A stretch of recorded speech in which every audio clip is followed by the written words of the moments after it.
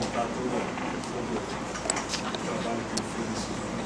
Ele é talvez um dos poucas pessoas que nós trouxemos aqui nesses últimos anos, né, que está contratado como engenheiro físico. Então isso é importante, por isso que eu coordenado com o pessoal da F, o pessoal que está trabalhando em engenharia física. Então vocês fiquem à vontade, eu só vou trazer para pegar alguma coisa para fazer para eles. Esse daí, nós pegamos na casa, não está funcionando direito. Eu vou deixar ali correndo, tá? Então fiquem à vontade e olha, tirem todas as dúvidas que vocês tiverem, tá? Perguntem o máximo que vocês puderem, tá? Então fiquem à vontade, eu vou trazer para você.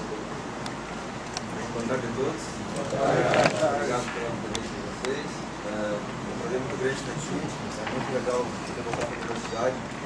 Acho que todo mundo que faz uma escola pública tem ligação de um pouco de retorno, né? Não para a nossa atuação, mas podendo voltar e passar por essa experiência que eu tive com vocês. Vai ser bem legal. Bom, estou aqui para falar sobre o Centro Nacional de Pesquisa em Ciências de Materiais, que abriga o NLS.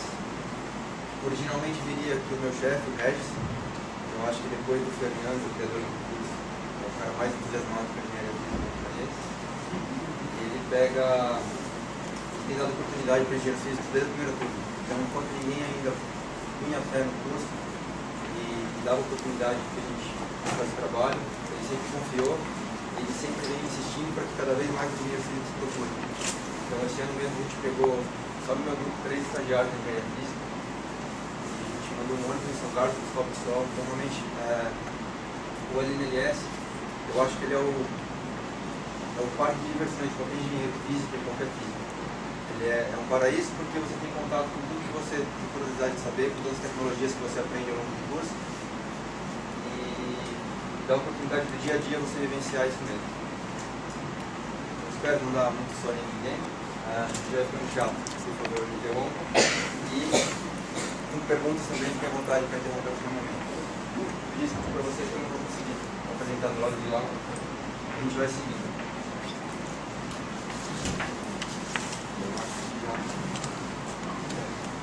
Tecnologia tradicional. Bom, tentando continuar um pouco minha apresentação aqui. Ontem de manhã saiu no Estadão essa notícia com os ciclos de maior projeto de ciência brasileiro. Então, é realmente verdade. Ele é o novo acelerador que está sendo criado e esse acelerador onde eu trabalho hoje é o primeiro do Hemisfério Sul, único na América Latina ainda hoje. E a gente tem uma proposta muito ambiciosa de criar esse segundo projeto que vai ser competitivo com as 3 melhores fontes do mundo. Então ainda não existe uma fonte tão boa construída quanto que a gente está propondo. Isso leva tempo, isso exige muita tecnologia, muito desenvolvimento, muita capacitação, tanto humana como técnica.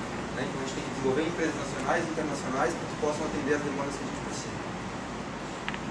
Então eu vou dividir minha fala mais ou menos uma metade, na primeira metade apresentando o laboratório como um todo, que eu sei que é do interesse de vocês conhecer os outros centros um pouquinho.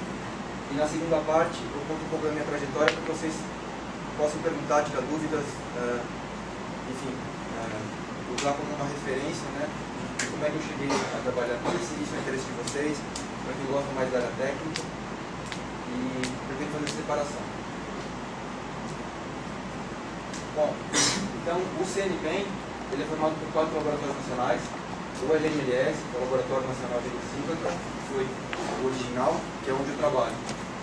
Foi um projeto da década de 80, e 3 pesquisadores que tiveram a ideia de ir até lá fora e ver como é que se fazia esse tipo de centro de pesquisa, e trouxeram para cá. Depois ele cresceu com o LNNano, então um parque de microscópios para esse tipo de pesquisa. Depois ele cresceu também para o LNBio, um laboratório de biociências, e mais recentemente, em 2010, foi inaugurado o CPPE, que é o Centro de Bioetanol. Então, o CNPEM abriga essas 4 instituições. No ano passado, a gente teve um estagiário de engenharia física no CPPE, eu não sei exatamente em qual área que ele trabalhou. No LNNano também já passou gente, inclusive tem um pós-doutorado na Alemanha hoje, que é engenheiro físico da turma 03 ou 04. O cara realmente fantástico. Esse campo é um campo que tem muito pouca mão de obra capacitada e abre muita oportunidade para quem realmente gosta. E o LNLS que vem abrigando muitos engenheiros físicos desde o início. Então hoje a gente deve estar em uns 10 lá mais ou menos, mas já passaram muitos e muitos. Eu vou tentar colocar um pouquinho o papel de cada um ao longo da apresentação. O LNBio não tem notícia, porque é mais vinculado à parte de química, bioquímica, biologia, então fica um pouquinho fora da nossa área de atuação.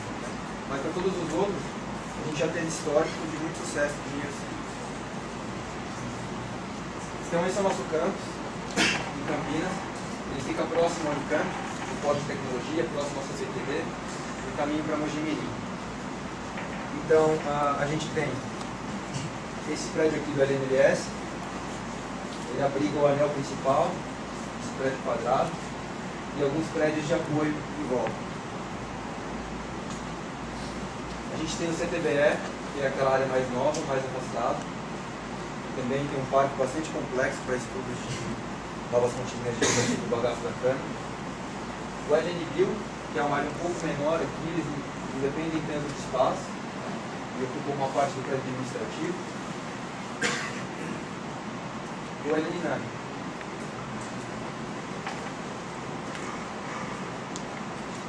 Então, quais são as missões do nosso centro?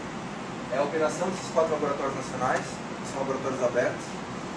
É o P&D interno, porque, como eu disse, a gente está trabalhando com tecnologia de ponta o tempo todo, então é ciência de fronteira, é estado da arte, praticamente tudo que a gente faz, e a gente tem que desenvolver tanto internamente quanto externamente. O apoio à inovação continuado, então o tempo todo tentando motivar, e o treinamento e educação. Então, uma das missões realmente não só da infraestrutura, como realmente treinar o material humano. A gente tem programas de bolsa de verão que são muito interessantes, são alunos excelentes, acima da média, que fazem trabalho curto, de 1 mês ou 2 meses no começo do ano, fazem coisas realmente fantásticas. Todo ano a gente abre esse programa de bolsa de verão. Tem o programa unificado de estágios também, que dá oportunidade para muitos alunos. Então, não necessariamente a gente pega estagiários pensando em efetivar, mas sim dá oportunidade para que alunos que não têm muito contato com esse tipo de tecnologia vivenciem um pouco mais e tenham algum tipo de experiência nessa área no futuro. Traduzindo um pouco aquilo lá, o que a gente faz? A gente é uma instituição, uma associação sem fins lucrativos, financiada pelo Ministério da Ciência e Tecnologia, que trabalha com mais de 900 propostas de pesquisa, 2.000 usuários e beneficiários externos. Então a gente não faz pesquisa em si, não necessariamente. Nosso foco principal é dar estrutura, oferecer instalações, equipamentos que propiciem os pesquisadores e empresas estudar determinados tipos de materiais como eles queiram.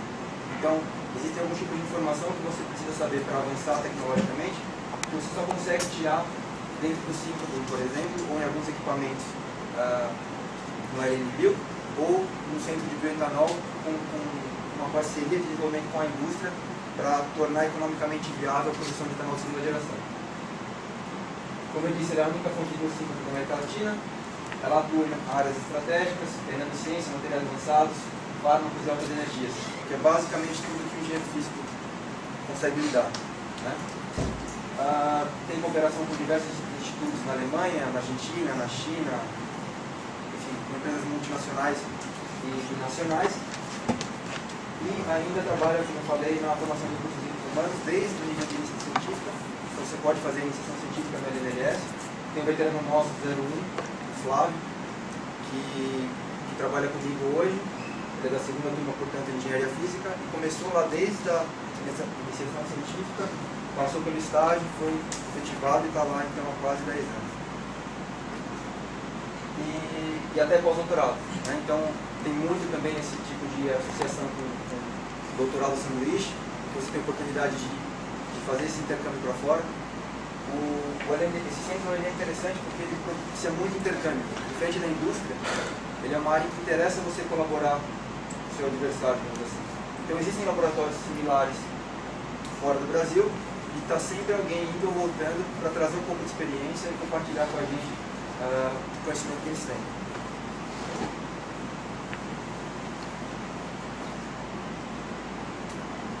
Eu vou falar rapidamente dos 3 primeiros laboratórios. Eu não vou poder me alongar muito, até porque não são a minha área, provavelmente vou ficar devendo várias respostas. Mas eu vou colocar o site, caso vocês tenham interesse por algum deles, vocês podem entrar em contato comigo, que eu redireciono para alguém lá dentro. Primeiro o LNBio, então ele trabalha basicamente com enzimas e proteínas, tentando otimizar processos biotecnológicos. Tá? É isso que ele faz.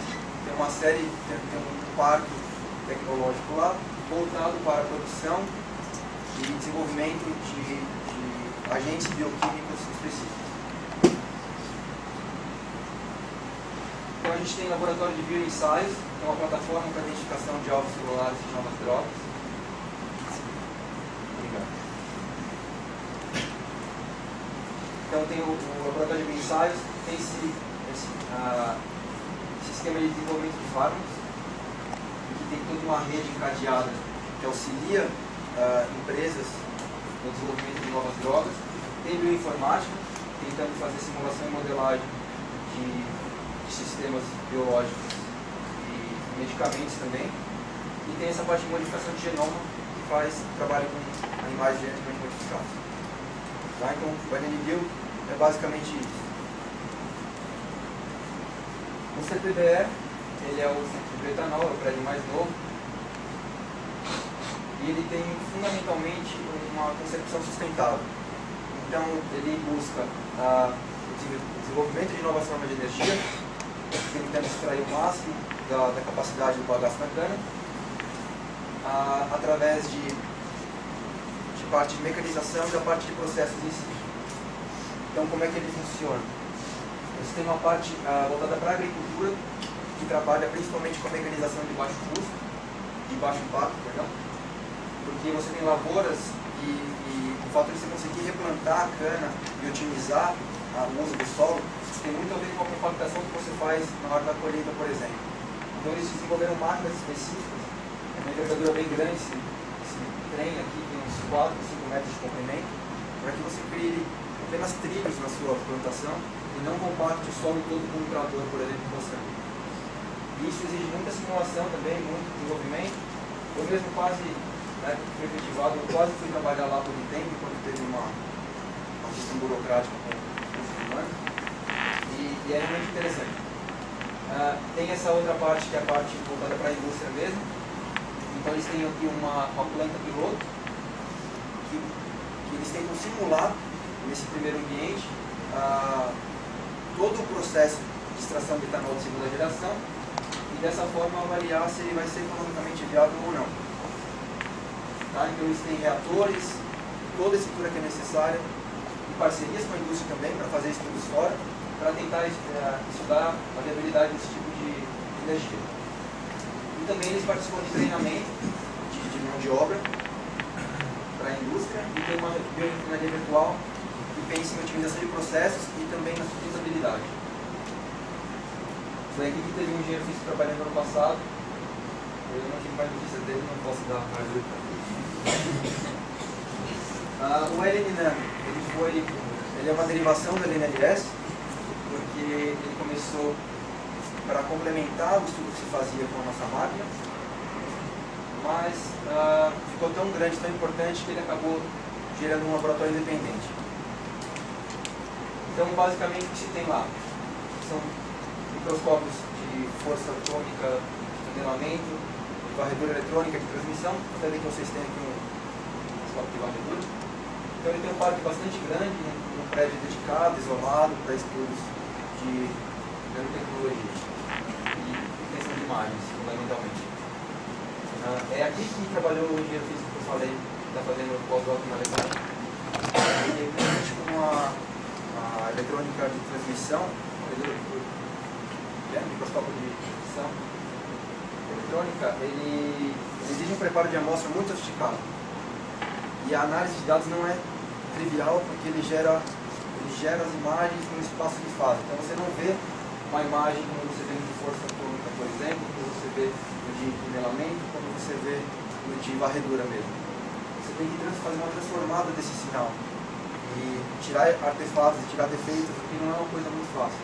Então realmente quem é bom nessa área, o cara vira referência no mundo. E tem também o laboratório de microfabricação, para a fabricação de sensores e atuadores em microestruturas. Tá? Também tem uma operação com uma série de universidades, parceria com uma série de empresas, e ele realmente é bastante interessante.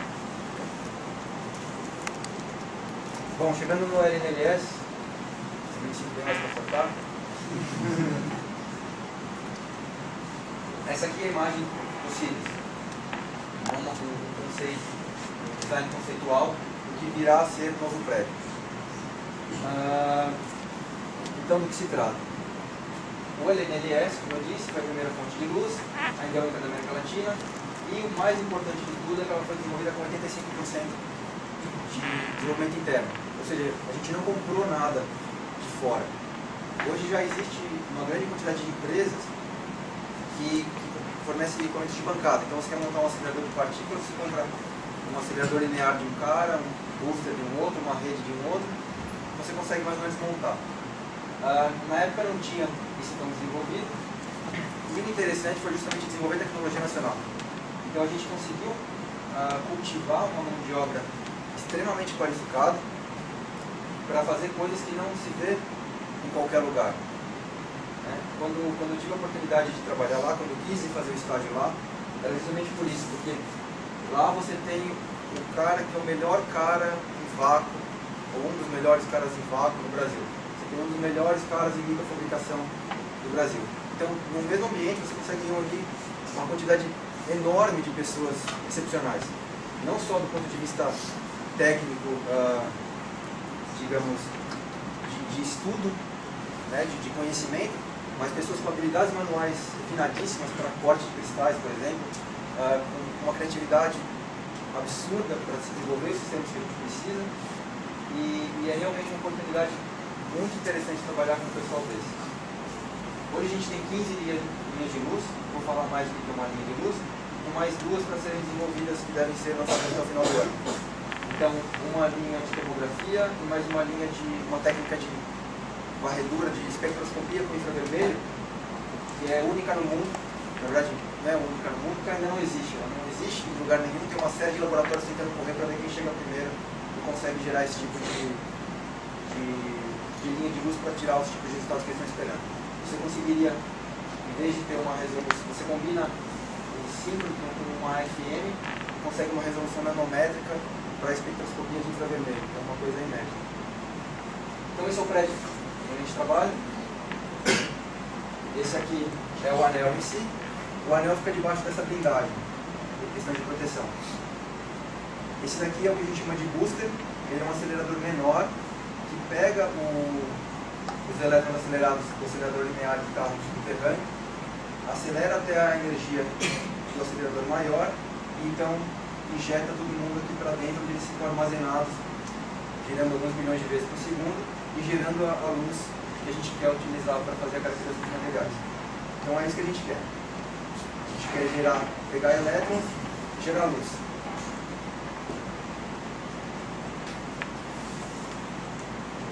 Aqui está mais uma foto. Talvez esse aqui seja o slide que mais vou me demorar, vou tentar explicar um pouco o que é cada lugar.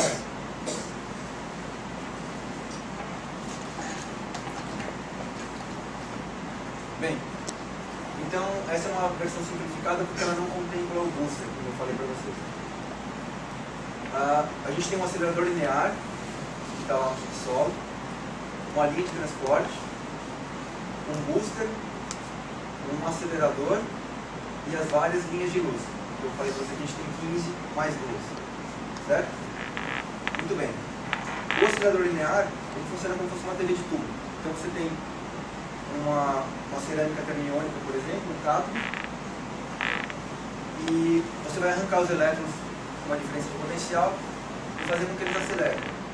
Aqui na metade, mais ou menos, ele já tem 99% da velocidade da luz. Você continua dando energia para eles, só que eles não ganham mais energia, eles não ganham mais velocidade, eles ganham só energia.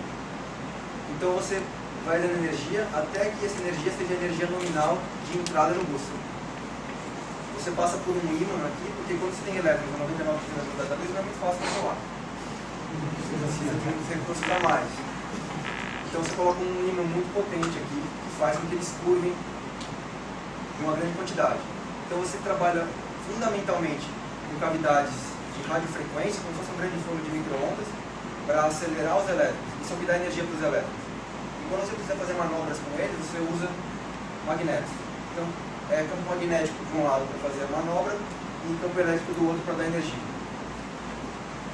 E é isso que faz o elétron se comportar dentro de uma órbita, dentro de um tubo de vácuo, durante toda a trajetória. Porque se a gente tivesse ar, haveria espalhamento, você não conseguiria manter seus elétrons em órbita. Então você sai com um tubo de vácuo aqui do começo, faz o transporte, entra no booster, o booster ele é acelerado até a energia do anel e fica lá. No anel, o que a gente tem? O anel ele não é redondo, ele é um grande polígono. Em cada vértice você tem um dipolo. E o que é o dipolo? Dois polos, trivialmente. Ele é um polo norte e um polo sul, muito grande, em uma região razoavelmente homogênea, que faz com que os elétrons que vão numa trajetória reta se curvem. Tá? Então você tem duas quinas e um dipolo que faz com que ele emende um lado no outro. Então você tem uma série de trechos retos e quinas que são formadas pelos dipolos. Nesses trechos retos você precisa focalizar os seus elétrons, para que eles fiquem num tamanho muito pequeno. A gente está falando aqui de coisas bem pequenas. Esse nosso feixe, ele não é, esse nosso anel, ele é um anel antigo, mas ele tem algumas centenas de microns de tamanho do feixe. Então são pacotinhos de elétron que ficam girando aqui e você precisa manter, porque senão eles vão ser dispersos. Então não só você tem que fazer com que ele faça as curvas para manter a trajetória do polígono, como você também tem que focalizar, como se fossem lentes corretoras. Então você não pode ter uma lente no elétron, porque senão vai colidir com a lente e vai deixar de estar disponível para você. Então, mais uma vez, a gente apela para campos magnéticos. A gente trabalha com quadrupolos e sextupolos magnéticos. Os quadrupolos, eles atuam exatamente como as lentes para nós. Então, eles focam e defocam o feixe de elétrons. Os sextupolos, eles corrigem a energia. Porque o que acontece aqui? Você tem uma energia nominal, então todos os elétrons deveriam ter aquela energia. Mas você não consegue fazer com que todos os elétrons tenham a mesma energia. Estão distribuídos em torno de um valor nominal. Então, se o elétron estiver mais energético, é como você estudou no ensino médio, você vai se lembrar do campo magnético. Se ele está com uma partícula de maior velocidade, sujeito ao campo magnético, ele vai fazer um raio maior. Ou seja, os elétrons mais rápidos, eles vão fazer um arco maior do que os elétrons de energia nominal. Os elétrons de menor energia vão fazer um arco menor do que os elétrons de energia nominal. De tal forma que, como esse cara vai demorar mais tempo para dar a volta, em algum momento ele vai ter percorrido mais, então ele vai bom, eu falei que a velocidade é a mesma, estou mentindo para vocês. O que acontece é que, eu disse que você precisa dar energia para o elétron. Se você desligar a fonte de RF que eu falei aqui, das micro-ondas, o que acontece é que o seu feixe vai bater na parede do tubo e vai ser eliminado em alguns milissegundos. Então a gente precisa dar, a cada volta que o elétron dá aqui, ele perde energia na forma de luz e a gente precisa recompor isso, dando energia novamente para eles. Então isso é feito com uma onda senoidal. Os elétrons que estão na energia nominal vão receber sempre a mesma energia. Os elétrons que estiverem com energia abaixo vão chegar um pouco antes, vão receber um pouco mais de energia, ou seja, vão entrar na energia nominal. Os que estiverem na energia menor, maior chega antes, se tiver com energia maior, chega depois, recebe menos energia. Então, de tal forma que eles também vão entrar na energia nominal. Então, tanto a trajetória maior, como essa diferença no campo elétrico que põe a energia dos elétrons, faz com que a gente mantenha um movimento sincronizado aqui dentro, e é por isso que chama síncrono. Certo? É isso. Então, a gente tem esses oscilador linear, transporte, a máquina em si e as linhas de luz. Cada linha de luz é uma estação experimental própria, um mundo à parte, que faz um tipo de experimento específico. Então, ao fazer a curva nos dipolos aqui, os elétrons emitem desde o infravermelho, visível, ultravioleta, raio-x mole, raio-x duro. Então, você tem todos os comprimentos de onda que você pode supor aqui. Com distribuições diferentes, com fluxos diferentes, focos, mas todos estão presentes. Mas você quer fazer uma experiência aqui com infravermelho, então você precisa eliminar todos os outros e usar só o infravermelho. Ou você quer fazer uma experiência de difração, então você tem que eliminar todo o resto e deixar só o raio-x que você precisa. Você quer estimular uma substância orgânica aqui com luz visível, por exemplo. Então você tem que eliminar todos os outros comprimentos de onda e deixar só a luz vermelha chegando na sua amostra. Isso não é trivial de fazer, porque existe uma série de considerações e cada linha vai ter um tratamento específico para que o usuário tenha disponível aqui a luz que ele quer, na maior quantidade possível. Porque os experimentos são estatísticos, então você joga a luz lá e você tem que ver como é que o seu material espalha a luz, por exemplo. Ou seja, quanto mais fotos você tiver chegando no seu material, mais rápido você consegue fazer a sua análise. Tá? Então você tem a sua linha de luz aqui, a luz saindo toda aqui, em algum momento aqui ela vai passar por algum espelho, vai passar por algum monocromador, vai ser tratada, vai ser focalizada e vai chegar, então, bem quanto você consiga na sua amostra. Depois da sua amostra você tem um detetor que vai fazer a análise, vai fazer a leitura desse sinal todo e a tradução da luz que você tem e do seu material em algum dado útil para você tirar as suas conclusões. Então, os engenheiros físicos aqui, a gente tem dois engenheiros físicos hoje mais teóricos trabalhando no cálculo dos cílios. Então eles trabalham no cálculo dessa rede magnética que eu falei. Onde vão os dipolos, onde vão os quadrupolos, como é que eles vão interagir entre si, qual o tamanho, para que a gente tenha um feixe muito pequeno. Porque agora a gente não fala mais em micro, a gente fala em nano. Tá? Então tudo é muito pequeno, realmente. Então a gente tem dois engenheiros físicos trabalhando no cálculo da máquina nova. A gente tem um engenheiro físico que é o Flávio, que está trabalhando no prédio, na parte de piso, de solo, de construção e de equipamentos do anel acelerador, dos cílios. Tem eu, que sou responsável pelas linhas de luz desse anel antigo que está operando até o cílio ser inaugurado. Então, todas as 15 linhas que estão aqui, todos os projetos relacionados de melhoria, de manutenção, mais ou menos são coordenados por mim agora. A gente tem engenheiro físico trabalhando na parte de detectores, então no desenvolvimento de detectores mesmo. Inclusive a gente está com uma parceria recente com o CERN, vai ter gente indo para lá, gente vindo para cá, para desenvolver tecnologia junto.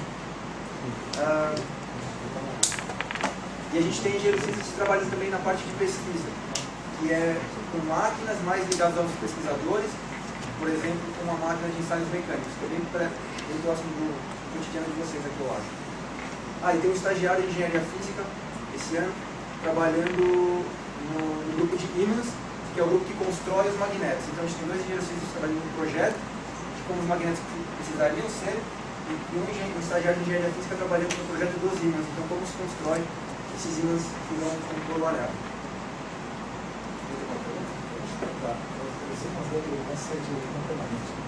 Eles iriam ser de não permanente, a proposta inicial era essa, porque a gente queria um anel verde. Esse cara ele consome muita energia, né? Ele consome muita energia para uma cidade pequena. Não o nosso, mas o próximo sim. Então a gente tinha uma filosofia de fazer um anel verde, economicamente viável, sustentável, mas acontece que as incertezas são tão grandes no comportamento dos ímãs magnéticos, dos magnetos permanentes dentro do ambiente radioativo, que seria uma aposta extremamente arriscada e com grande chance de fracasso. Então, muito recentemente a gente abandonou de vez. A gente veio diminuindo cada vez mais a aplicação de ímãs permanentes e muito recentemente a gente falou, não vai ter condições dele porque seria um risco, não teria volta, se a gente optasse por isso.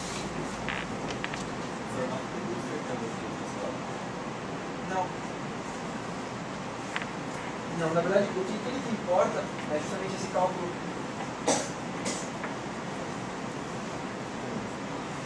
É justamente o cálculo da rede magnética. Então, desde que você consiga colocar os seus elementos nas posições adequadas, para que ele mantenha o feixe dentro de uma dimensão que você queira, é o suficiente. Depois disso, entra uma série de fatores secundários que definem o projeto do booster. Então esse nosso, por exemplo, ele é menor do que o anel. Nos cílios, eles vão estar no mesmo túnel. Então, o booster e o anel tem uma diferença muito pequena de diâmetro no próximo acelerador.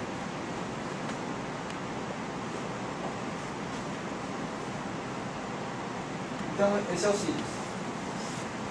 Essa aqui é um desenho conceitual do hall, uma visão externa, a entrada, e esse aqui é o prédio. Para vocês terem uma ideia, esse nosso anel está aqui hoje. Esse próximo é um pouco maior. Costumo dizer que, assim, para quem não conhece o sítio, vai para lá ver, tem um impacto grande, uma outra dimensão. Para nós, os cílios é mais ou menos na mesma escala em relação ao EIC para a LNS. Então, o histórico é mais ou menos esse. Aqui, desde o Röntgen descobrindo o raio-x. A partir daí, conseguiu-se trabalhar com uma primeira geração de fontes, porque essa radiação, como pesquisa, ela foi descobrida no mundo secundário. Então, a gente tinha aceleradores colisores, como o CERN, por exemplo.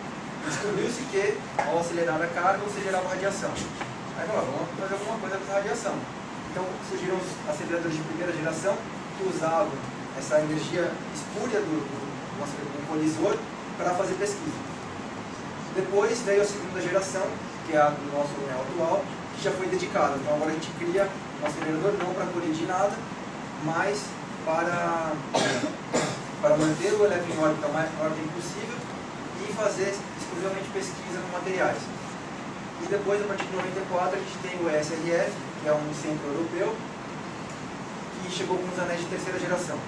A diferença fundamental entre um anel de segunda geração e terceira geração é que, além do seu tamanho do feixe ser muito menor, você consegue energias em geral mais altas e você não trabalha com radiação do dipolo, como eu falei para vocês, que é o que faz aqui. Você coloca nos trechos retos elementos de inserção que dão outros perfis muito mais potentes de luz. Então você consegue conseguir muito mais específico em muito menor tempo, com outra qualidade, com esses anéis de terceira geração. E o Sirius, ele entra aqui como candidato aos que eles chamam agora de Ultimate Storage Ring, que são o máximo que a gente pode chegar, porque mais um pouco a gente chega no limite de difração. Então você não consegue ter um feixe menor do que a gente está propondo, muito menor, pelo menos. Então, em muito pouco tempo a tecnologia vai estar esgotada. Você não tem limite mais, condições físicas de chegar em nada mais extremo do que isso. Aqui são alguns parâmetros de comparações com outras fontes de luz. Então a energia do nosso anel atual é 1.37 GeV, no próximo vai ser 3. O diâmetro de 30 para 165. O brilho 72 mil vezes maior. A 10 keV, 50 keV, 22 bilhões de vezes maior. O número de dipolos, de linhas de luz em dipolo, nesse anel são 24. A gente vai cair para 20, porque por ser de terceira geração não interessa muito ele ser fonte de dipolo. E o número de dispositivos de inserção, que a gente tem só 4 hoje, a gente vai para 18. Então a gente vai ter um número bem maior de linhas de luz dedicadas. E a imitância, que é o grande parâmetro da coisa, ela vai passar de 100 para 0,28 nanômetro radiano. Eu pago o jantar de quem falar o que quer dizer esse nanômetro radiano.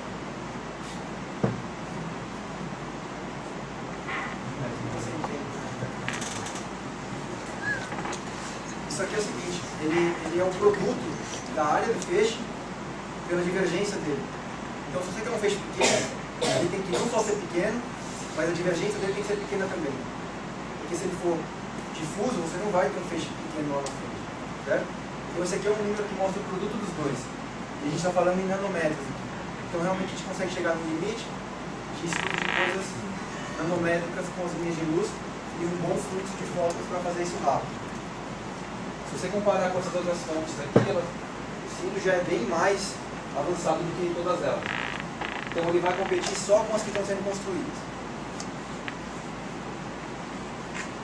Aqui para vocês terem uma ideia, uma visão dos campos, né? E esse aqui é o Sirius. Então ele vai ser realmente um desafio muito grande. Essa linha longa aqui é uma linha de luz. Então as linhas de luz atuais têm uns 20 metros de comprimento. Essa daqui vai ter 150. E aí você imagina que você quer focalizar uma mitocôndria a 150 metros do seu ponto da fonte lá. Então está sendo desenvolvido um grande estudo só para a gente poder pensar no prédio. Porque vamos supor que você está lá de madrugada numa boa, de repente começa a esquentar o dia. Como você tem um piso de concreto, parece uma rosquinha aqui, ele vai dilatar na superfície. Então você vai fazer isso aqui com o seu piso. Você tem um espelho que está aqui, focalizando a 150 metros de distância, em 10 nanômetros, a hora que ele inclinar nanoradianos, ou seja, está 5 metros para baixo na sua amostra. Certo? Então tem toda uma técnica de você compensar isso, de você diminuir ao máximo. Outra coisa, isso aqui é do lado de uma rodovia, tem caminhão, trator passando aí o dia inteiro. Você não pode deixar o seu caminhão chacoalhando o seu piso, e senão você não consegue fazer absolutamente nada. E eu vou falar isso daqui a pouco, mas esses limites foram os grandes motivadores de eu ir por cima também, porque eu sempre fui muito cético. Então eu olhava o cara e falava, micrometro, brincadeira. Nunca acreditei em nada disso sendo feito e real. Né? O pessoal falava, estabilidade térmica de 0,02 graus Celsius na sua sala, sempre. Não, isso não pode ser verdade. Está focalizando lá em 10 nanômetros, não tem como. Mas tem, o que a gente faz. Então, para mim foi uma satisfação pessoal muito grande poder trabalhar num lugar desse tipo de coisa. Bom, então, tendo falado do laboratório, vou falar um pouquinho da minha trajetória e talvez eu se identifique com alguma coisa. Então, eu já sou meio tiozinho, fiz ensino médio em 2002, fiz técnico em eletrônica. Na época meus pais diziam que a faculdade não era muito importante, um técnico poderia ter uma boa condição de vida, né? sem ir muito além e tal, e realmente valorizavam a profissão de técnico.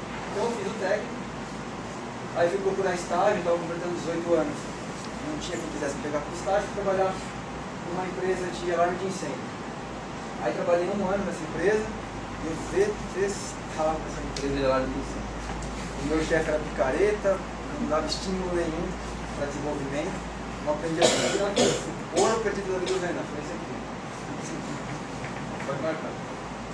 Aí eu estava terminando o curso de inglês, não queria continuar fazendo o que eu estava fazendo, comecei a dar aula para pensar o que eu ia fazer da vida. Aí fiquei 1 ano dando aula, falei, puxa, mas dá para tirar mais alguma coisa, né? Não posso ficar só como professor. Até gostei muito de dar aula, mas eu queria alguma coisa a mais. Fui fazer cursinho, aí comecei o cursinho e falei, bom, estou dando aula, vou fazer letras. Nada mais lógico e evidente do que isso. Aí tá bom, mas tem uma coisa que o técnico me ajudou, foi para mim mostrar que eu gostava de programar. Aí eu falei, bom, mas eu gosto muito de computação, de programação, então eu vou fazer ciência da computação ou engenharia da computação. Aí fui seguindo até o meio do ano mais ou menos, pensando que talvez eu fizesse computação. Aí ao longo do curso eu fui descobrindo que eu gostava mesmo de física, sempre fui curioso, desde pequenininho eu perguntava para o meu pai. O pai falava, não, a física explica, ele nunca me dava resposta nenhuma, só me falava que a física explicava. Então eu descobri que era a física.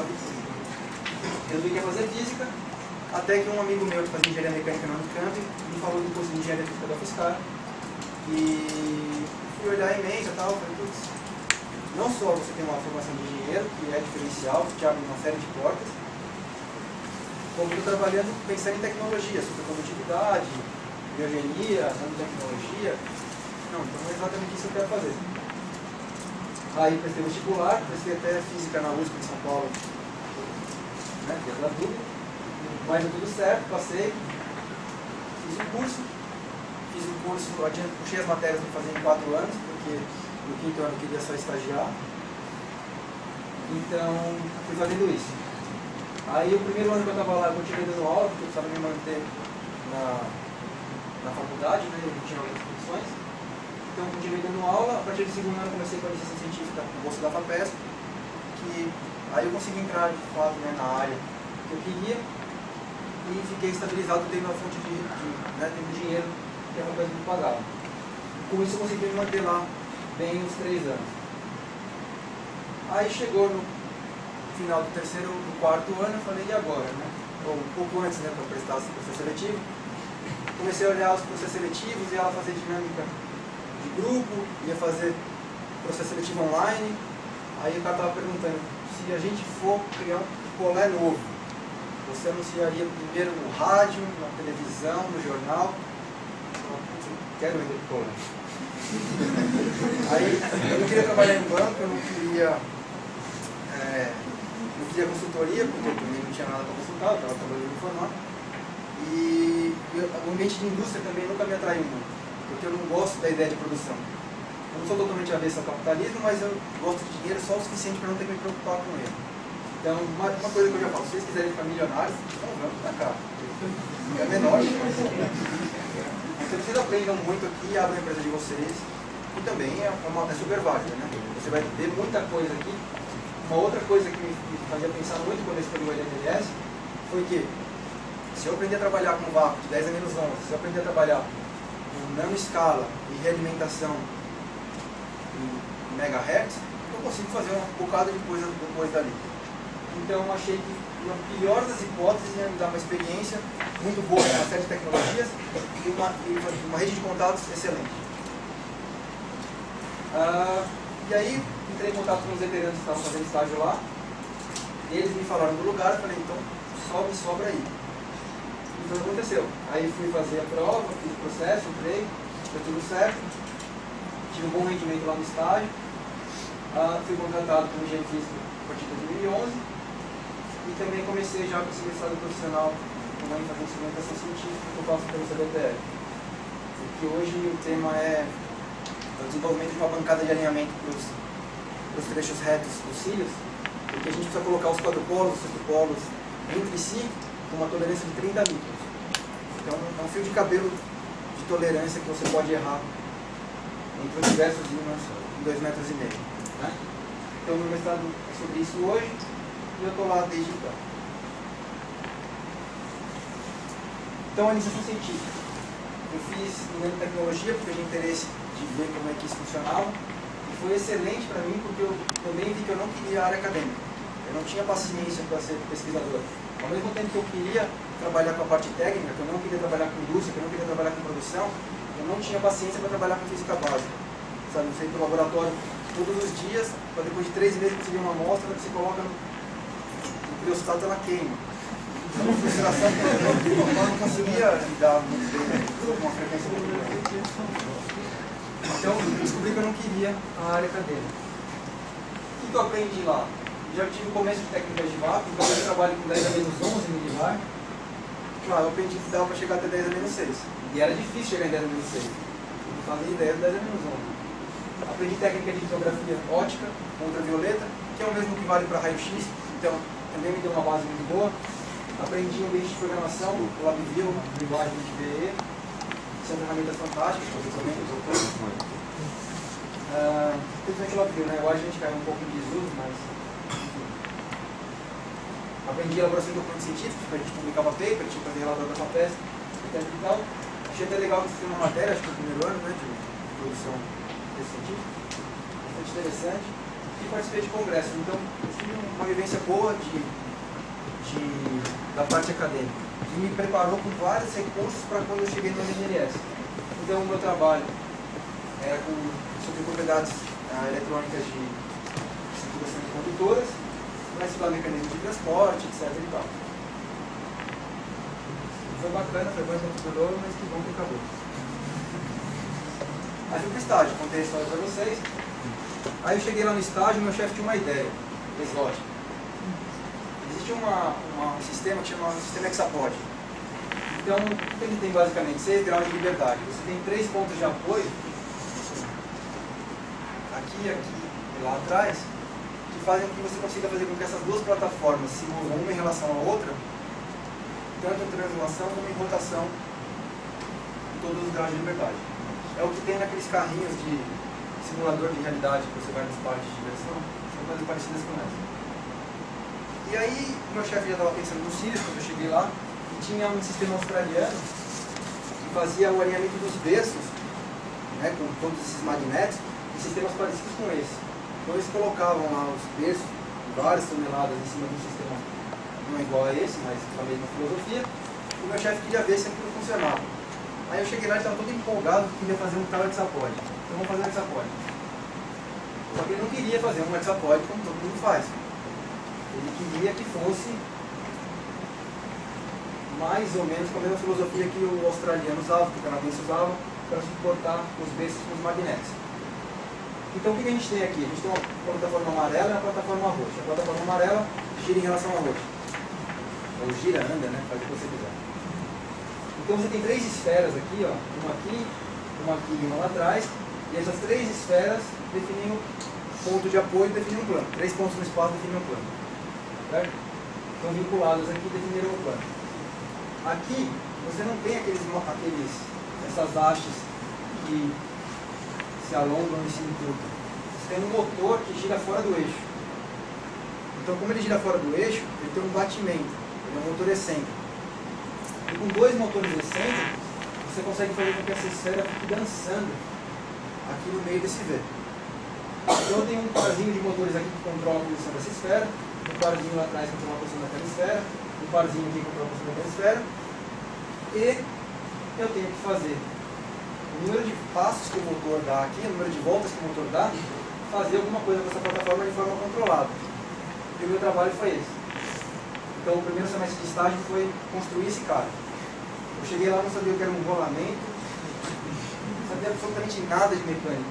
Isso aqui é um modelo do Inventor, é um software 3D, parecido com o SolidWorks. Eu também não sabia SolidWorks, mas aprendi lá, eles dão espaço, a gente tem a oportunidade de entrar em contato com muita coisa.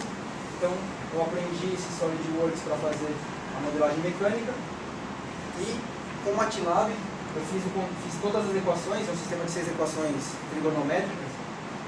Então eu usei o MATLAB para resolver esse sistema de equações e também para controlar os motores. Então esse controlador aqui fica numa plaquinha e controla o motor. O motor é essa peça cinza aqui. Então com uma comunicação serial eu controlava essa plaquinha via MATLAB e eu fazia tudo pelo MATLAB. Então, desde mandar os motores andar até a solução da equação não linear desse sistema. Aí deu certo, inesperadamente o negócio funcionou e falou, então vamos usar para alguma coisa. E a gente colocou em uma das linhas de luz. Então aqui dentro você vê um espelho que é usado para focalizar o feixe que veio da fonte de luz, está atrás essa superfície bege aqui, coisa parecida. É a blindagem que eu mostrei para vocês lá para proteção. Então lá atrás está o dipolo. Aí vem a luz por esse tubo, bate no espelho e sai por aqui. E esse hexapod ele faz justamente o controle desse espelho. Então eu estou dizendo para ele onde é que eu vou jogar a minha luz lá na frente. A minha amostra está lá na frente, a luz vem daqui, eu ajusto até que eu ache o ponto correto. Então esse é o desenho e esse é como ele ficou. Está instalado até hoje lá. A gente conseguiu uma precisão dessa ordem porque a gente usou coisa de bancada, sabe? Tinha umas coisas jogadas lá, motor perdido aqui, não sei o que lá, perdido ali. A gente foi juntando e acabou que foi suficiente. A gente conseguiu 20 microns de precisão em translação e 0.02 graus de precisão em rotação. Isso é grosseiro, digamos assim, no nosso universo lá. Mas foi o suficiente para aplicação nessa linha de luz. Foi um trabalho muito interessante. O que eu usei para fazer isso? Só álgebra linear e física computacional, nada mais. Física computacional porque eu aprendi MATLAB em física computacional. E álgebra linear porque isso aqui é só geometria. Né? Então, transformação de base, soma de vetores, etc. e tal. Então isso tudo eu conseguia controlar a posição dessa plataforma. Aí no segundo semestre eu fiz uma montagem de um goniômetro. Esse goniômetro ele é um mecanismo que gira em torno desse centro, né? E ele é utilizado para posicionamento de amostras, para tomografia, enfim, para difração. Você deve ter visto algumas coisas aí aqui. E esse aqui é parecido com um modelo comercial.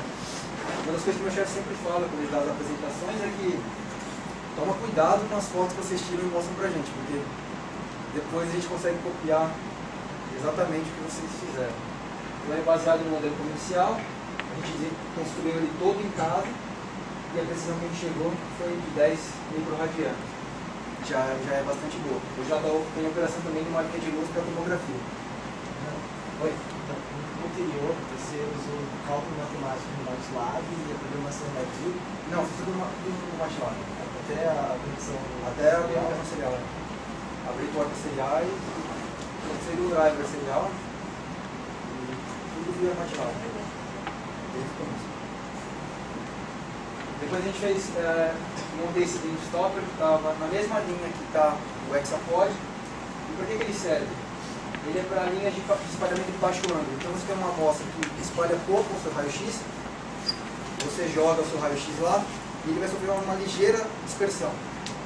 Se você jogar o seu feixe principal, que está vindo aqui, por exemplo, no seu detetor você vai ofuscar, que nem você tentar olhar para as estrelas com um holofote na sua cara, você não vai conseguir enxergar absolutamente nada. Então a gente precisa criar um mecanismo que faz a movimentação aqui vertical com essas barras. Esses aqui são dois motorzinhos, então a gente faz a movimentação vertical com essa barra e a horizontal com essa barra e com esse motor, e a horizontal com esse motor e o carretel.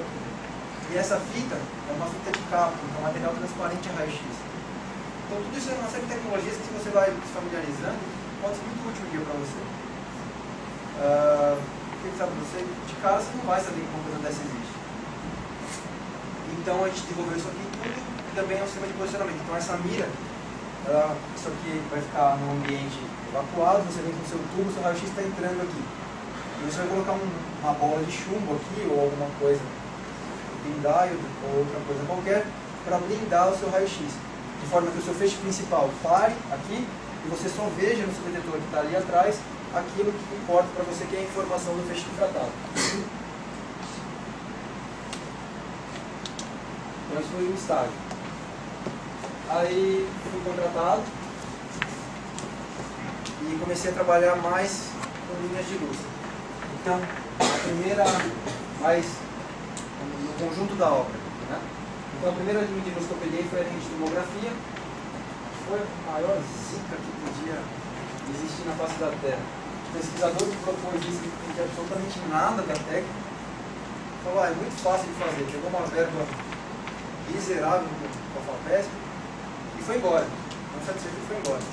Então deixou uma baita bomba na minha mão, com os diretores querendo a linha, porque uma linha de tomografia é importante, você consegue fazer muita coisa e dá muita visibilidade. Quando você vê aquelas coisas girando no Fantástico e tudo mais, é a linha de tomografia que faz. Então a gente precisava fazer essa linha andar. E deu todos os problemas possíveis. Foi bom porque eu aprendi na marra a lidar com muita coisa. Então, só para vocês se situarem de novo um pouco melhor. Esse aqui é o dipolo que eu falei, ó, cada um desses é um polo, e aqui você tem o tubo passando. Então o raio-x é girado ali, e vem pelo tubo até chegar aqui. Aí chegando aqui ele passa por um conjunto de fendas, que é para você cortar o feixe do tamanho que você quer.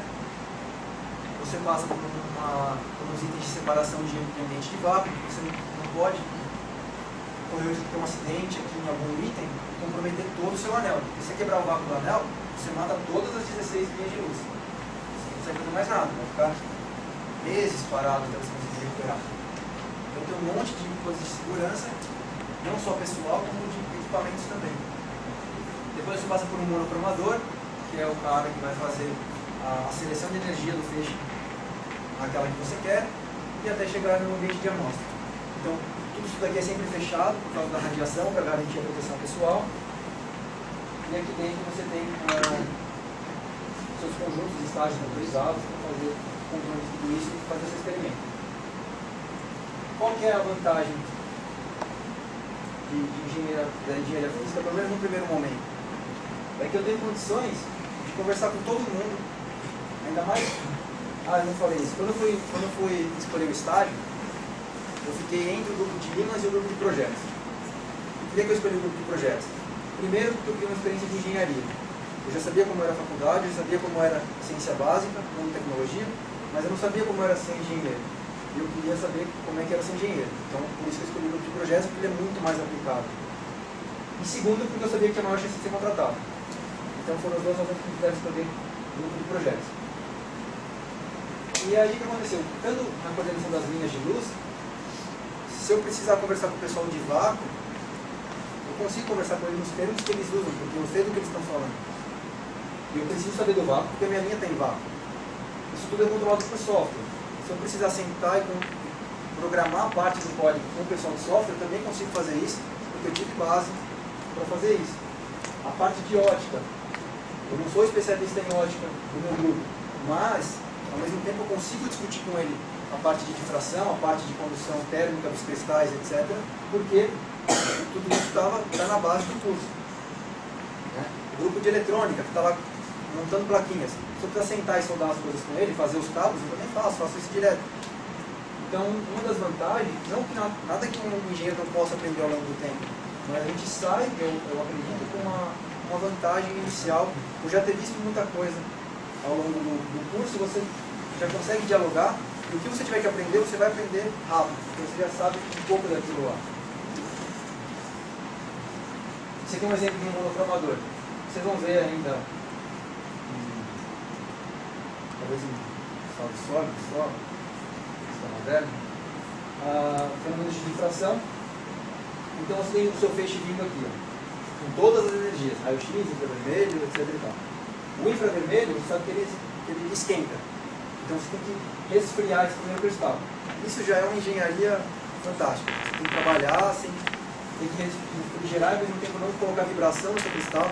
Você vai refrigerar com água ou com nitrogênio líquido. Tudo isso muda as propriedades do seu cristal. Ele tem que ser analisado. Então ele bate aqui, uma parte vai ser absorvida, outra parte vai ser transmitida, outra parte vai ser difratada. Então aqui você passa por uma primeira difração. Só que você não quer que o seu feixe venha aqui, que a sua linha de luz tem que ficar movendo na vertical de acordo com a energia que você quer, porque dependendo do ângulo que você coloca aqui, você seleciona uma energia diferente. Então você coloca um segundo cristal, que além de estreitar um pouco mais, ou seja, de deixar a sua energia um pouco mais pura, ela também faz com que o seu feixe saia paralelo. Tem linhas que o feixe, de fato, que a linha sobe toda com o feixe, mas é outra conversa.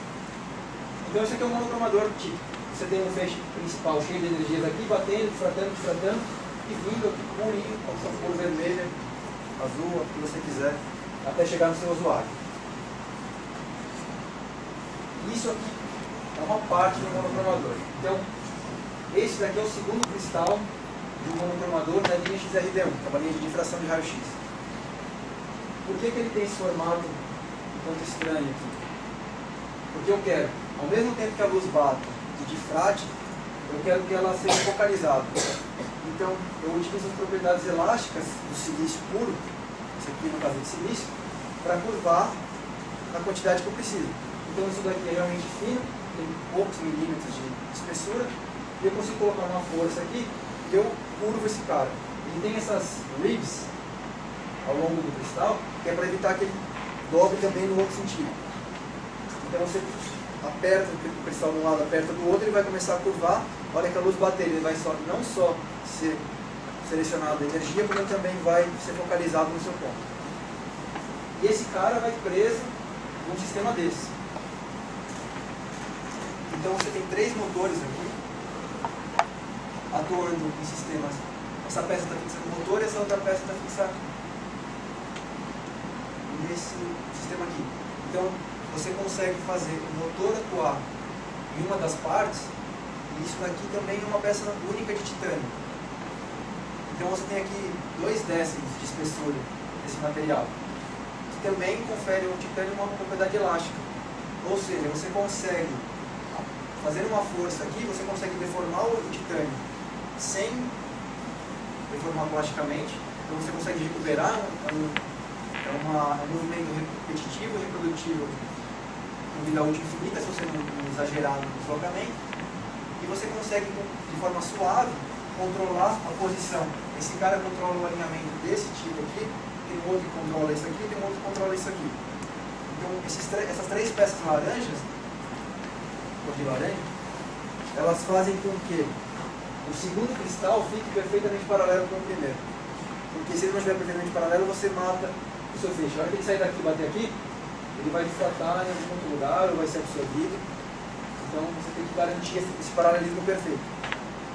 E isso é uma das coisas que você precisa pensar. O que você usa aqui? Mecânica dos sólidos, para saber o quanto você vai conseguir curvar sem estragar o seu material. Você usa método de caracterização porque você quer entender a técnica do pesquisador. Então quando eu falei que eu sou engenheiro de luz, não só eu consigo falar com os grupos de apoio, mas se o pesquisador vier explicar para mim a técnica que ele está usando, eu também estou vendo o curso. Então não sei o que ele está falando, se ele está falando de chaves, se ele está falando de difração pura, se ele está falando de difração de fósforo, difração de sódio. Enfim, a gente tem essa base, tem essa experiência. E o estudo sólido para entender a difração, para poder dialogar com o pessoal de ótica e tudo mais. Esse aqui é o último exemplo que eu vou dar. A gente fez recentemente uma máquina de fadiga para tomografia. Então, a partir do piezoelétrico. Então, piezoelétrico também é uma disciplina que vocês têm, é uma tecnologia que você não vê aí em qualquer lugar, mas que está presente em muitas coisas e que a gente trabalha todo dia. Então, você com um piezoelétrico de 40 kg de força também não é uma coisa muito comum. Em geral, eles são sensíveis e frágeis. A gente criou esse sistema de piezoelétrico. Esse aqui é um tubo. Então, para a tomografia, você prende a sua amostra, você cria a sua amostra, essas linhas aqui estão simulando uma bobina, uma resistência, para poder aquecer a sua amostra. E esse material opaco aqui, meio bege também, ele é um tubo de carbono vítreo. Então, tem um material que eu também não conhecia. Vocês que são engenheiros quase de materiais aqui da USP, vocês vão saber melhor do que eu. Mas ele é um material amorfo e tão resistente quanto o aço. Então ele é transparente para raio-x, porque ele não difrata, ele é leve, porque é carbono, ele não absorve, ele é amorfo, ele não difrata, e ele é resistente como o aço. Então você usa ele de forma quase que transparente para transmitir os 40 kg de força via amostra, enquanto você consegue fazer esse sistema todo girar para que essa tomografia seja adquirida ponto a ponto nesse trabalho. E aqui é ele montado na linha em Berlim. Então isso aqui é um goniômetro, que eu falei para vocês agora há pouco. Aqui está o peso, esse aqui é o material. Ele não é transparente à luz visível, mas é transparente ao raio-x. É isso que basta. Foi um sucesso, deu tudo super certo lá. Foi bem legal. Eu disse que todo mundo está sempre indo e vindo. Eu tive a oportunidade de ir em Berlim para poder fazer esse experimento. E a partir de lá eu visitei uma série de outros laboratórios para poder juntar um pouco de conhecimento para que a gente pudesse construir o acelerador novo aqui. Então, esse aqui é o BESS, que fica em Berlim, que é onde eu fiz o experimento. Ele já é de terceira geração, mas não é top. Eu fiquei uma semana aqui fazendo experimentos. Depois eu fui para Lund, na Suécia, que é onde estão construindo o Max 4. O Max 4 e o Sirius são irmãos. Então eles são os aceleradores mais próximos um do outro que a gente tem. Tá? Na Suécia aqui já tem 3 aceleradores que estão construindo esse quarto, que é de terceira geração, que é dos Ultimate Storage Unit. E eu fui acompanhar a construção, porque como eu disse, toda a parte de construção já vai determinar radicalmente o desempenho do seu acelerador futuro. Então eles estavam aqui na época começando a construir o acelerador linear deles, que é um túnel bastante grande, e eu fui lá, conversei com o engenheiro deles, que é da parte de vibração, para saber como é que ele trabalhou o piso, como é que ele pensou o piso, e como é que isso estava acontecendo para eles lá. Aí depois disso eu passei por Paris, fiquei no Soleil, que é um outro acelerador, por 10 dias, com um grupo de ótica, vendo como é que eles também lidavam, também um acelerador de terceira geração. E por último eu fui para o SRF, que é aquele centro europeu que eu falei para vocês. Esse é o cara. Tudo que se faz aqui, esse aqui da Nature, da Science e tal, mas esse aqui, ele é top de linha. Então, tudo que se tem de mais sofisticado, a gente encontra aqui. Eu tenho uma pergunta. Pode falar. As descobertas que vêm sendo feitas nesses aceleradores do Simpson, elas são muito palpáveis atualmente ou elas ainda necessitam de mais algumas evoluções tecnológicas, mais pessoas capacitadas para criar coisas com essas descobertas, ou atualmente já está fácil de... Não, basicamente tudo que você consegue descobrir ali, você já consegue aplicar imediatamente. Então, seja um produto novo que você está desenvolvendo, um tipo de material novo, alguma estrutura, a gente tem linhas dedicadas só para a parte de cristalografia mesmo, de proteínas, por exemplo. Então o LNBio tem 2 linhas dedicadas lá no laboratório, dedicadas entre aspas, mas eles usam bastante para fazer as análises deles. Então eles sintetizam proteínas novas, enzimas, querem saber como é que cada uma delas atua, e eles cristalizam esse material e levam para essas linhas de cristalografia de proteínas. Então, imediatamente, eles já conseguem saber que grupo funcional ele pertence, que tipo de função vai ter no organismo e assim por diante. Então, você consegue imediatamente aplicar a medicamento, a indústria de semicondutores, enfim, basicamente, o que você consegue ver, você já consegue aplicar imediatamente. Essa aqui é uma sala do ESRF, que é uma das 2 ou 3 do mundo que faz isso. Então, só o sistema de ar-condicionado dela custa 30 mil euros. Tudo é pensado. Você vê que aqui é um pano em que o ar-condicionado ele passa por aqui por dentro e o pano difunde o ar para que você não tenha uma corrente de ar chegando em lugar nenhum, porque senão você teria desequilíbrios aqui na sua sala. Então, você tem o ar-condicionado entrando por cima, um piso falso, com ventosas por baixo para que o ar seja sugado. Você tem toda a análise climática da sala feita, pensada e analisada. Isso aqui é um ambiente de sala limpa, então você só entra com jaleco, touca, tal, etc. Não pode entrar mais de 2, 3 pessoas ao mesmo tempo, porque senão você já destabiliza a temperatura da sala. A sala inteira fica estabilizada em ponto 1 grau, sempre. Agora, aqui na mesa experimental, onde você tem os conjuntos de equipamentos, detetores, a sua porta-amostra e tudo mais, ele fica estabilizado em 0,02 graus. Então, realmente é um controle absoluto de tudo que você está fazendo, senão você não consegue fazer. Aqui você tem um nanofoco. Então, você consegue pegar o seu feixe, que está lá a 40 metros de distância, passa por espelho, passa por monotomador, passa por fenda, vai chegar aqui e você vai conseguir uma estabilidade em 30 nanômetros. Certo? Ele fica lá 30 nanômetros. Faz tomografia, faz uma série de outras análises de fluorescência, etc. Aqui, por exemplo, eles fazem uma tomografia de mitocôndria. Então você pega uma célula, mira, solidifica ela, mira no mitocôndria e põe para girar. Então você consegue girar um mitocôndria em torno de zero não é fácil. Pode parecer fácil, mas não. Você tem que girar a sua célula em torno dessa mitocôndria e tirando imagens com seus 30 nanômetros de área útil ali. E aí depois, tirando várias radiografias dessa mitocôndria, a cada passo que você dá no seu tomógrafo, você reconstrói toda a estrutura tridimensional dela. Então é um negócio desse aqui muito mais modesto que a gente está fazendo lá na linha de tomografia, mas o Círio já está preparado para isso. Né? E a gente está fazendo a linha de tomografia agora justamente para adquirir experiência e saber como trabalhar quando o Círio estiver pronto. Algumas das linhas já estão sendo reformuladas e já vão ser totalmente migradas para o anel novo.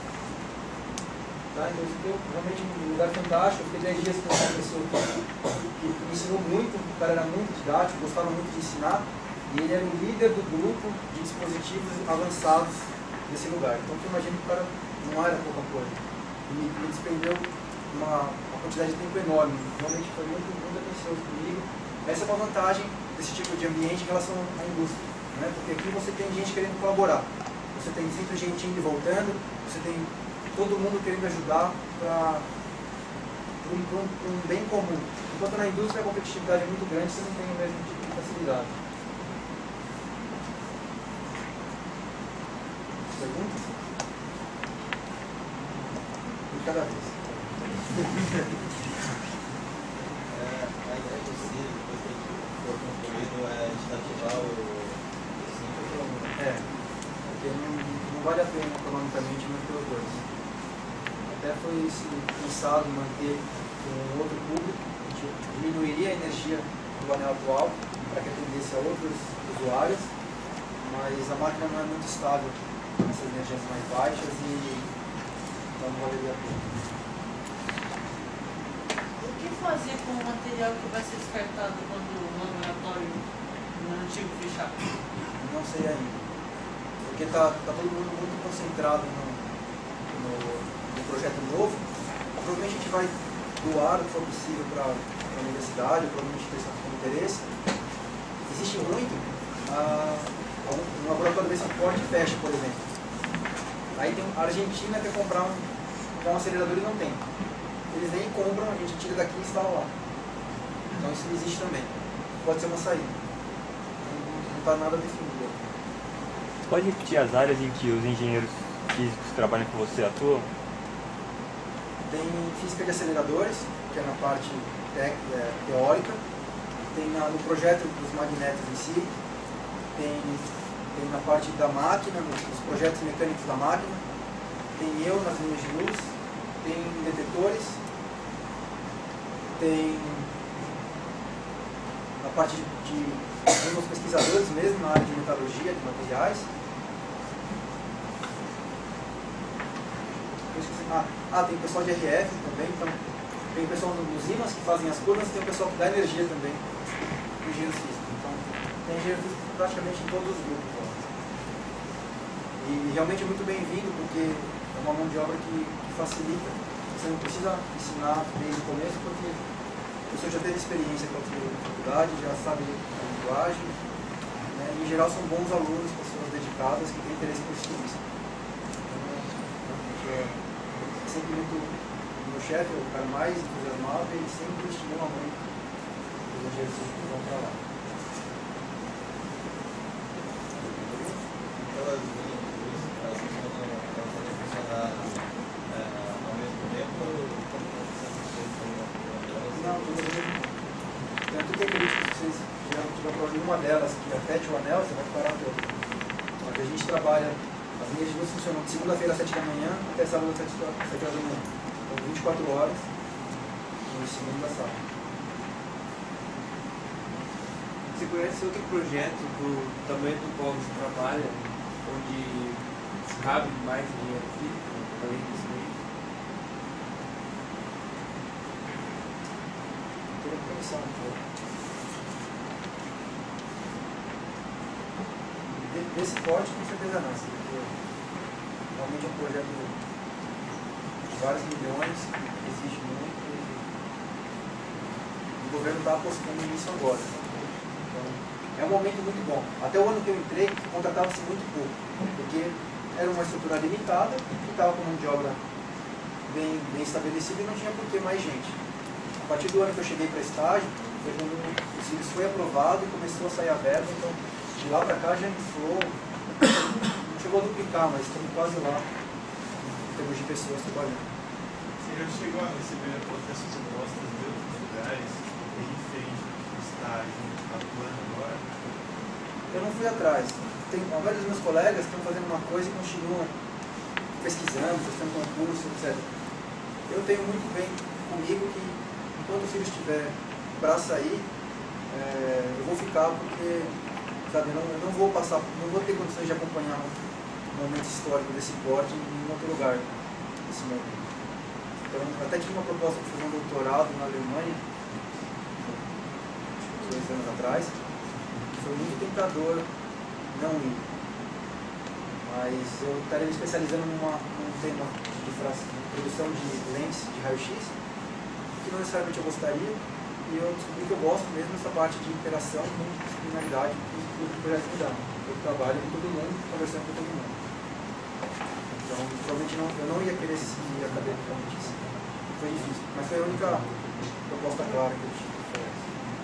Você chegou a visitar o LHC? O LHC eu fui no museu só, porque eu não tinha nenhum contato lá na época, e eu passei por Genebra no final de semana, porque eu estava em Lyon, numa conferência, logo depois, seguindo as visitas, eu passei por uma conferência.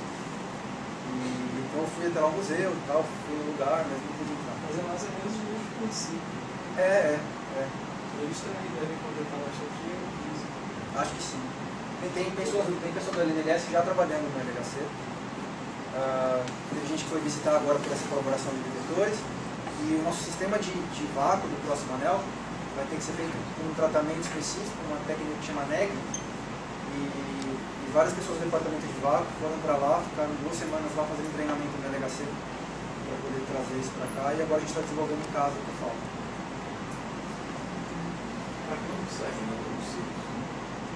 O projeto era 2016, mas é um prazo muito ambicioso. Eu acho que 2018, 2020, porque não é coisa que você consegue de dia para noite. Você ainda conta talvez com algum de nós ainda? Não, eu acho que se vocês tiverem interesse, para quem gostar da parte técnica realmente, tem todas as condições de ter grandes oportunidades de trabalhar lá.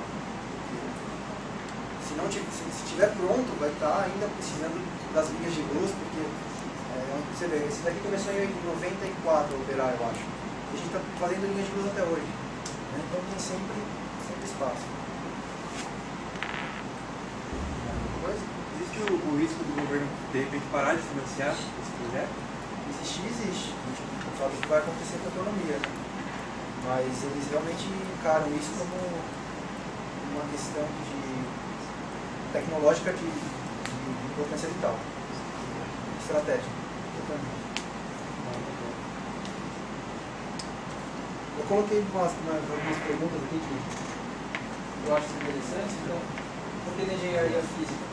Foi exatamente por isso, porque eu era muito curioso nas coisas que funcionavam e eu queria saber aplicar isso. Então a motivação foi essa. Uma pergunta que meus veteranos faziam muito, putz, mas eu tenho que fazer mecânica quântica. Para mim essa consideração não tem o menor caminho. Por quê? Você não está fazendo engenharia de produção, você não está fazendo engenharia química, você não está fazendo engenharia mecânica, você está fazendo engenharia física, certo? No mínimo, espera-se que você tenha algum interesse por física. Se você não é, porque a característica básica de todo físico, na minha opinião, fundamental é a curiosidade. O físico que não é curioso vai ver a vida passar e não vai fazer absolutamente nada. O cara tem que ter interesse em conhecer a natureza. Certo? Então, o engenheiro físico pressupõe que você tem esse pouquinho da física, no mínimo, que é a curiosidade de saber como a natureza funciona. E segundo, como é que você vai se propor a engenheirar a natureza, a modificar a natureza, se você não sabe como ela funciona, se você não sabe qual é o limite que você pode chegar? Então, o mínimo que você tem que saber para você que quer trabalhar com engenharia física, é física. Né? E a partir daí, lógico, tem inglês, tem as linguagens de programação que ajudam muito, e tudo que você puder acumular durante o curso. Mas você não pode ter esse pensamento sem considerar nada, sem considerar que a mecânica quântica te abre a visão de uma forma espetacular, você realmente vê as coisas com outros olhos, exceto por esse lado, além desse lado, e por toda a questão da curiosidade em si. Você saber como as coisas funcionam e até que limite você pode chegar. Porque tem limites quânticos, tem os limites de difração que você não consegue mais do que isso. Mas você precisa saber qual é o limite de difração para poder se situar e saber o que você pode almejar ou não. A visão que o pessoal está prometendo com a quântica, ela já te foi útil? A visão de ver tudo com o mundo de uma maneira diferente, ela já te foi útil no garante nesse trabalho? Eu nunca precisei fazer contas de mecânica quântica, mas a forma como você encara a natureza antes e depois da mecânica quântica é completamente diferente. Então, mecânica quântica é fundamentalmente álgebra linear aplicada à física. Então, por exemplo, a naturalidade que eu tive para criar esse dispositivo de sapode aí, que é uma matemática chata, me facilitou muito por ter tido quântica, sabe? Além do traquejo matemático. O Fernando, que trabalha na parte de aceleradores, de física de aceleradores, ele trabalha com física relativística e com mecânica quântica, porque tem a interação elétron-elétron. A gente está trabalhando para conseguir o feixe menor possível. Para conseguir o menor possível, você atinge o limite quântico. Então, eu não, mas ele é engenheiro físico e ele trabalha com isso. Entendeu? Então, das várias áreas, você pode escolher uma que vai te exigir ou não. Mas, de qualquer forma, a visão que você ganha entender a natureza, eu acho que é o mais fundamental de tudo. Aí depois, IC, eu acho fundamental, todo mundo faça, porque para mim, por exemplo, foi importante para mostrar logo no início que eu não queria seguir a carreira acadêmica, e ao mesmo tempo me deu toda a base que eu mostrei para vocês. E mais de uma, talvez sim, eu me acomodei em uma só, já tinha me apegado ao professor, estava com um projeto que estava caminhando, então acabei continuando com ele. Agora, se você quiser fazer uma em cada ano, eu acho ótimo, porque você vai ter várias visões diferentes, vai ter experiência com um professor diferente, e sem dúvida fundamental, você vai ter um enriquecimento pessoal muito grande. Estágios durante o curso, tem vários veteranos que acabaram saindo, fazendo estágio, e depois não voltam mais com a mesma, já não estão mais no mesmo clima. Né? Então, essa é uma coisa que eu sempre pondero muito. Na engenharia de materiais da UFSCar, você precisa sair, você faz até o 4º ano, você sai um semestre, não faz disciplina nenhuma e volta. Obrigatoriamente, você tem que sair e tem que voltar. Nesse ponto eu acho válido, porque você sabe que você vai ter que voltar. E não adianta você querer fazer um estágio junto com o curso, porque você está ganhando um pouco mais de dinheiro, porque você não vai conseguir tirar o melhor que você tem.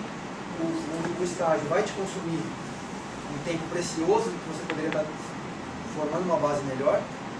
Então você vai estar se iludindo com um pouco de dinheiro a mais durante um período muito curto e não vai se formar nunca. Sabe, eu era 06, eu fazia aula de eletroquímica no segundo semestre do 4º ano, uma menina que era 02, estava trabalhando na Siemens já há muito tempo, era super bem lá na Siemens, mas não se formar nunca, porque ela não conseguia ter disponibilidade para acabar os créditos que ela precisava. Então essa é a visão que eu tenho. Se você quiser sair, ver que faltou alguma coisa para você aprender, voltar e fazer essas disciplinas, eu acho ótimo. Agora ficar levando em paralelo nem sempre é a melhor alternativa. Você fazer as últimas disciplinas, tudo bem, você fazer o TCC, que você está estagiando, ou disciplina de projetos, que não exija tanto, mas isso muito mais lá para frente. Com o que trabalhar, eu acho que é o que te motiva. Como eu falei, no meu caso não é dinheiro, é satisfação pessoal mesmo, é a sensação de estar contribuindo com alguma coisa, de poder fazer alguma coisa diferente, de saber que a minha capacidade técnica está sendo bem aplicada. Agora tem colegas que fazem de tudo, né? Trabalham 110 horas de consultoria, estão ganhando rios de dinheiro. Eu não quero. Cada um tem que saber de si. Se você quer dinheiro, não venha por MLS, não é o que você vai ter. Mas, de novo, é o que te motiva. Todos vocês devem ser muito bons e provavelmente vão ter um ótimo rendimento trabalhando com aquilo que você quer. Porque se você trabalha de má vontade, as coisas não rendem tão bem. Então, busquem sempre trabalhar com alguma coisa que realmente traga uma satisfação pessoal. Se a sua satisfação pessoal é o dinheiro, que agora você tem mais dinheiro, ótimo, se você está feliz assim, vai em frente. Agora, ficar perdendo tempo fazendo coisas que são mais ou menos, eu acho que é bobagem. E se vale a pena o curso, para mim valeu. Eu não faria outra coisa de jeito nenhum. Foi muito sacrifício, ainda mais do que eu fazia IC, eu quis adiantar as matérias. Então, realmente estudei demais. Eu tomei um susto com a primeira prova em cálculo, com a primeira prova de física. E eu precisava da FAPESP. Então, depois das primeiras provas eu falei, mãe, minha carreira acadêmica acabou. Eu não vou conseguir mais minha bolsa, vou ter que voltar para São Paulo, porque eu não vou conseguir seguir o curso, eu não vou conseguir nada. Assim, uma pena. Mas aí a gente tinha substitutiva, então foi uma guinada fantástica. A partir dali eu falei, tudo bem, é só estudo agora. Eu passei 4 anos só estudando. Eu não morava em São Paulo, então eu ficava em São Carlos de segunda a sexta, estudava, fechava todos os dias na biblioteca, ficava das 8 da manhã até a 1 da manhã, 2 da manhã, realmente com muita dedicação, foi muito sacrifício, para poder voltar de final de semana e ficar com a minha namorada. Então foi muito difícil, não foi tranquilo, nunca pensei em desistir, mas era uma coisa que eu não vi a hora de acabar. Agora que chegou no 3º ano, chegou no final do 4º ano, o pessoal falou, vem aqui que eu vou te ensinar a fazer palavra cruzada. Eu falei, não quero mais aprender nada. Não quero, não aguento mais. Então, eu tive assim, uma fase de recuperação pós-ENF, mas eu acho que valeu a pena. Porque você se recupera, você vai com uma sequela aqui e ali, mas você se recupera e eu acho que vale a pena. Hoje eu sou profissionalmente muito realizado e o curso valeu, por todo o sacrifício valeu. Bom, é isso aí, espero que valha para vocês, espero vê-los na visita que você deve organizar para o laboratório, e que muitos de vocês tentem trabalhar com a gente em breve no projeto. Obrigado.